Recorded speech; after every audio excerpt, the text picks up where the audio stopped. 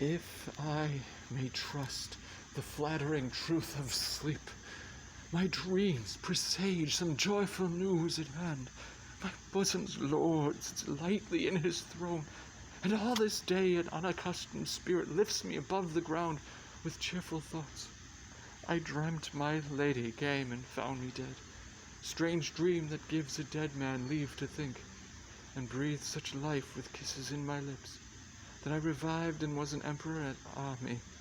How sweet is love itself possessed, when but love's shadows are so rich in joy. News from Verona.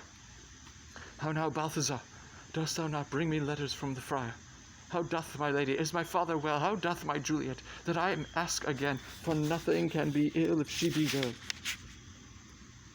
Then she is well, and nothing can be ill.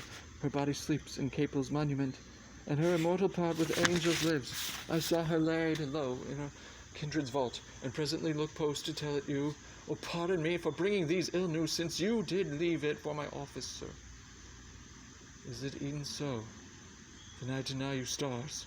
Thou knowest my lodging. Get me ink and paper, and hire post horses. I will hence tonight. I do beseech you, sir, have patience. Your looks are pale and wild, and do import some misadventure. Tush, thou art deceived. Leave me, and do the thing I bid thee do. Hast thou no letters to me from the friar? No, my good lord. No matter. Get thee gone, and hire those horses. I'll be with thee straight.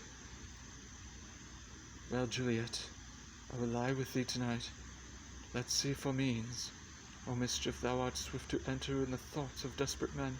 I do remember an apothecary, and hereabouts he dwells, which late I noted in tattered weeds, with overwhelming brows, cutting of simples. Meagre were his looks, sharp misery had worn him to the bones, and in his needy shop a tortoise hung, an alligator stuffed in other skins of ill-shaped fishes, and about his shelves a beggarly account of empty boxes, green earthen pots, bladders and musty seeds, remnants of pack thread and old cakes of roses, with thinly scattered to make up a shelf. Noting this penury to myself, I said, and if a man did need a poison now, whose sale is present death in Mantua, here lives a caitiff, wretch would sell it him. Oh, this same thought did but forerun my need, and the same needy man must sell it me. As I remember, this should be the house. Being holiday, the beggar's shop is shut. What ho, apothecary? Who calls so loud? Come hither, man. I see that thou art poor. Hold, there's 40 ducats. Let me have a dram of poison, such soon speeding gear as will disperse itself through all the veins, that the life-weary taker may fall dead, and that the trunk may be discharged of breath as violently as hasty powder fired doth hurry from the fatal cannon's womb. Such mortal drugs I have, but Mantua's law is death to he that utters them.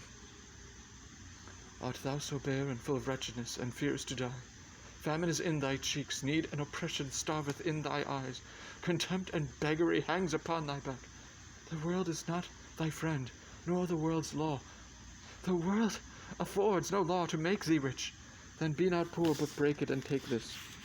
My poverty will not, but not my will consents. I pay thy poverty, and not thy will.